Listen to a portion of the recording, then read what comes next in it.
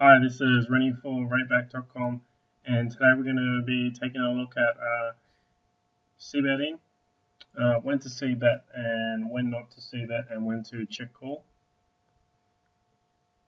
So let's get right into it. So we've got Ace Queen suited and one caller. Now this is a very good board for us to be Cbetting. We've got the nut flush draw. We've got a king X board for the overcard. Which is a good board for us to see that as it doesn't hit much of his range, unless he's got ace king, king queen, or a set of fours or threes, etc., etc. So we go ahead and see that he calls, but that's okay. We've got equity. We've hit the ace, and yeah, I've just gone ahead here for value. I feel now. If we check, he's just going to check back a lot. I don't think he's really floating us on a king high board unless we get the read. So yeah, I've just gone ahead a bit. And the river the same again. Just hope he's going to call us with the king high. Same reason for the turn here, because I think he's going to have a lot of kings, so he'll just check it back on the river. And we've got the flush draw already, so I doubt he's going to be calling us with the flush draw. But yeah, just back taking a look at that flop. Take a note of that if you need to, and we'll move on to the next hand.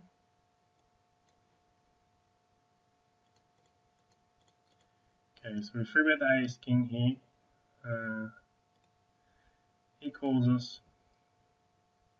Now, a queen X board in a free bet pot is like the nut flop that you want to be Cbet bluffing in, as it doesn't connect with his calling range much. He will have some pocket pairs like jacks, tens, nines, eights, sevens, depending how stubborn he is. He'll have all those for sure. And then he'll have ace jack. And so the only real hand that he can have here will be ace queen or king queen. We've got the blockers to those. So yeah, this is a really good ball for you to see that in a free bet pot. And we take it down. Taking that for one step further, it's also a good ball to double barrel, because if he's calling with his pocket pairs, he's going to peel the flop, but it's going to be hard for him to call two streets with like two eights, two nines.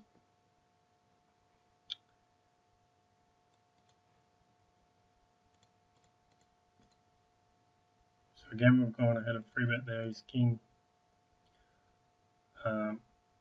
and now this is a very bad board for us to be c-betting, whether it's an original raise flop or a free bet pot. We've got no backdoor equity, well, except for the two overcards. But I mean, if we can't count this ace and king of spades as outs because he could possibly have the flush with that. And yeah, it's a connected board, which I think will hit. Well, it's either going to hit our opponent's range, or he's able to play back at us on that type of board. So I like to just check fold here and give up, which is what ends up happening. Yeah, you can get floated a lot. There's just no need to be fighting on that type of board.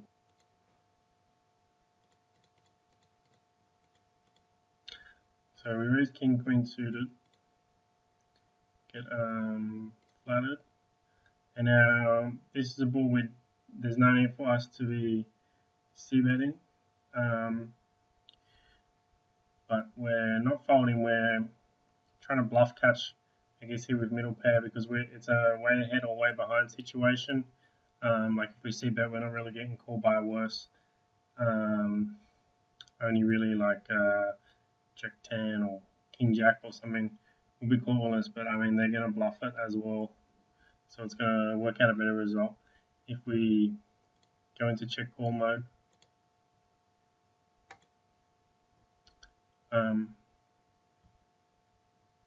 You happen to check back here. But back to the flop.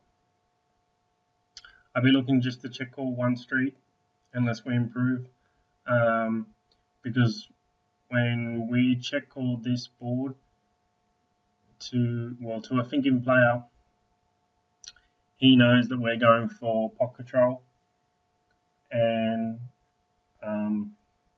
so he knows we've got a queen or the ace, so he can either value town us or he can free barrel bluff, and we can't call down.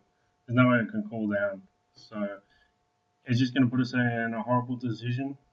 And either I think flop calling's fine because a lot of our opponents will see that. I'm sorry, we'll bet 100% of the time when you've missed the Cbet, but turn and river plays are really crucial, and we don't want to be putting money into the turn and then folding rivers, so it's best just to fold the turn.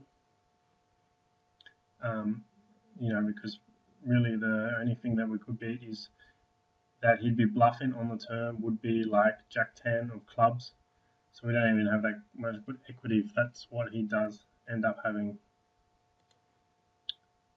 Okay, this is another good board where we don't want to be c-betting. So we raise blind v blind. Flop top pair.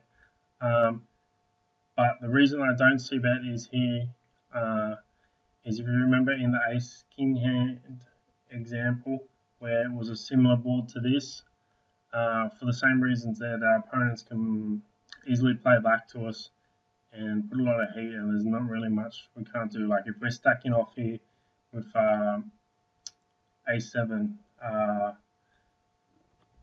it's going to be like suicidal in my opinion. There's really nothing, if you get all the money in here on this flop, that we're a huge favourite in. Like he's not getting in king 7, for example, ever. But we can check call and let him bluff because he knows that we're weak when we go to check call mode here. So we go ahead and check call. Lucky for us, we improve. Now factoring in that we don't turn to pair, I would be calling a second barrel as long as it's not a 5 and 8 or a 3. I think even a club, I'd probably call one more, but I'd be more worried about the straight cards. So if it's any other card, I'm going to be calling again on the turn because of the blind v blind factor.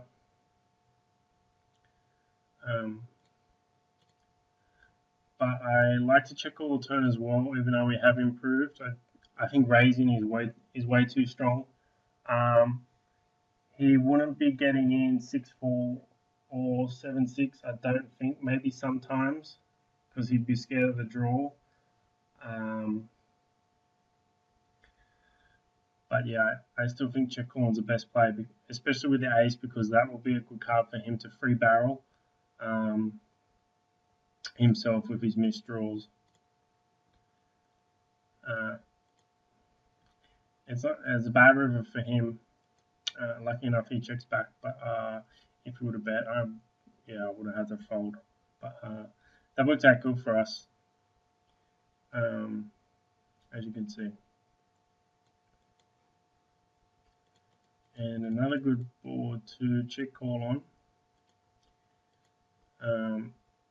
He's one of these boards where the board's paired, and we either have we've got an overpaired to the board like this, or say say that was a 10 or a jack, and we had the jack, we would want to be check calling as well because there'd be no No point betting. Again, another way ahead, way behind situation. So we do end up checking, I guess, check round.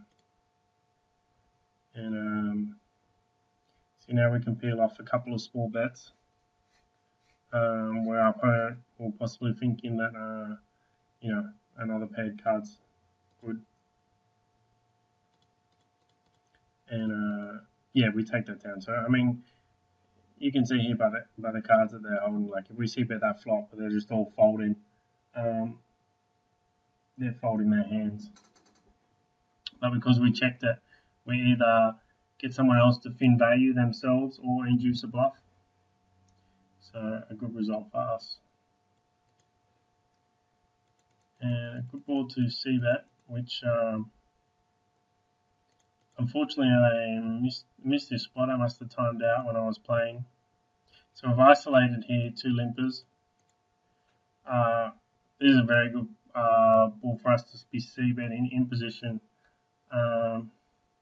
Just because when people limp call in, they got really speculative hands. So, he's going to have lots of suited connectors or ace deuce type hands. We should have been Cbet in this board 100% of the time, and we got the 2 overs as well. We do, however, get the betting now.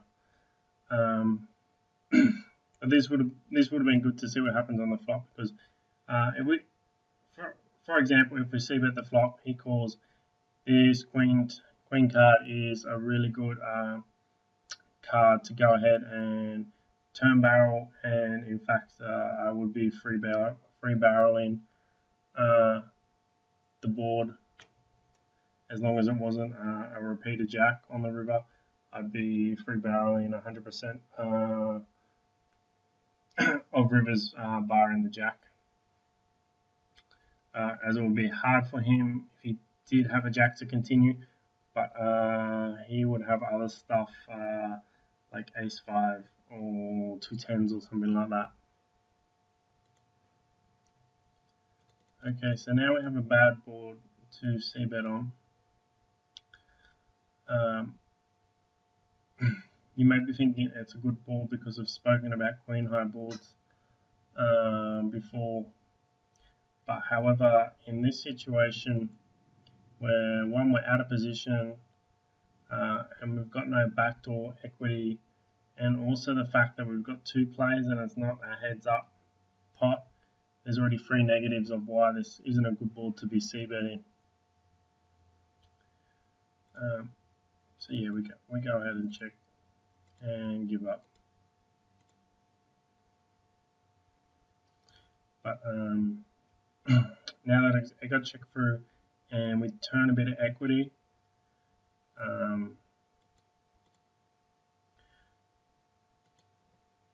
we can have a stab at it with the gut shot in.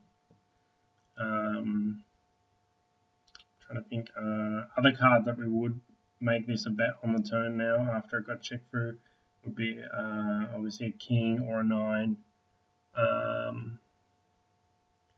If it was a jack or a 10, I would be 50-50 whether I bet for value or whether I go to check call to induce.